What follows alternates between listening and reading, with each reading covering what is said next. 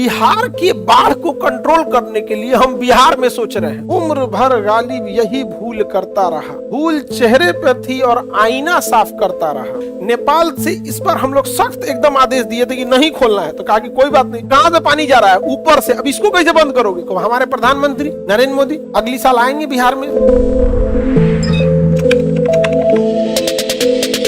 अब इस चंपारण में यहाँ त्रिवेणी बांध है, यहाँ से नेपाल पानी छोड़ेगा गंडक में। अब पूरा का पूरा एरिया किस में चला जाएगा? बाढ़ में चला जाएगा। अब एक समस्या समझो। एक गालिब ने एक बात बोला, उम्र भर गालिब यही भूल करता रहा, भूल चेहरे पर थी और आईना साफ करता रहा। नहीं समझे? कभी साफ होगा नहीं। तो वही हम लोग कर रहे हैं। बिहार की बाढ़ को कंट्रोल करने के लिए हम बिहार में सोच रहे हैं, भैया नेपाल में एक बड़ा डैम बनाने की जरूरत है। भारत सरकार, Asian development bank, Asian infrastructure bank, हमारा अपना ब्रिक्स बैंक या फिर वर्ल्ड बैंक, इस सबसे कोलैबोरेशन से इसमें एक मल्टीनेशनल पहल की जरूरत है, क्योंकि इंडिया और नेपाल दोनों आ जाते हैं। और नेपाल को बांध बनाने के लिए दिए जाए, नेपाल को पैसे ना लगेंगे उसके लिए, क्योंकि वर्ल्ड बैंक फंड कर देगा यहाँ पर। उससे जो बिजली बनेगा वो नेपाल यूज करे, जो बच जाए बिजली वो भारत को दे, नहीं बेच दे। हमें कभी भी याद रखना, लॉन्ग टाइम सर्वाइव करना है तो दूसरे की मजबूरी का फायदा मत उठाना। बांध बनाया वो,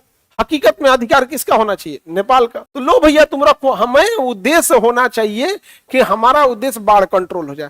तो हम लोग बाढ़ कहां से कंट्रोल कर रहे हैं? बिहार से कंट्रोल कर रहे हैं। वाह, अरे भाई साहब वो पानी छोड़ दिया है। वाह, यहाँ पे आप ट्रिब्यूटरी बना सकते हैं। तो हर एरिया में, हर गांव की अपनी कैपेसिटी का एक स्टोरेज बना सकते हैं कि हाँ इस जिला में बाढ़ आएगा, देखो 1-1.5 फीट पानी लग जाए, किसी को कोई दिक्कत नहीं। बरसात में दिक्कत है, घर द्वार दह जाता है। बरसात के दिन है, कोई काट लेगा। यहाँ पे एक बड़ा बांध कहाँ चाहिए? नेपाल में। और भारत के एरिया में जो कोसी बेल्ट है वहां कुछ कुछ रिजर्वायर एरिया बना दे, ताकि पानी को कुछ समय के लिए क्या कर सके? होल्ड कर सके। अब बताओ, नेपाल जब तक पानी नहीं छोड़ता है तब तक बाढ़ आता है। समस्या ये है कि जो बांध बने हैं 50 साल पुराने हैं। अब आप समझो, आप अभी भी अगर टेलीफोन यूज कर रहे हो तो लोग तुम्हें समझदार कहेंगे या ओल्ड डेटेड कहेंगे। 50 साल पुराना बांध बनाए हैं।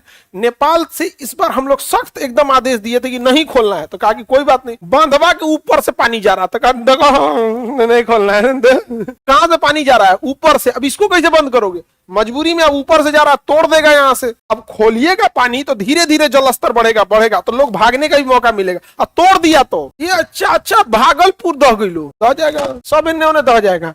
मजबूरी में तब भारत का था। समझ में आ रहा है कि नहीं आ रहा है? गालिब ने जो बात बोली थी गलत बोली थी। मतलब बिहार से बाढ़ कंट्रोल करेंगे, धन्य है। आगे बढ़े। तो बाढ़ कंट्रोल करने के लिए किसको बोलिएगा आप? नेपाल से हमारा क्या अधिकार है? नेपाल को हमारे प्रधानमंत्री नरेंद्र मोदी अगली साल आएंगे बिहार में।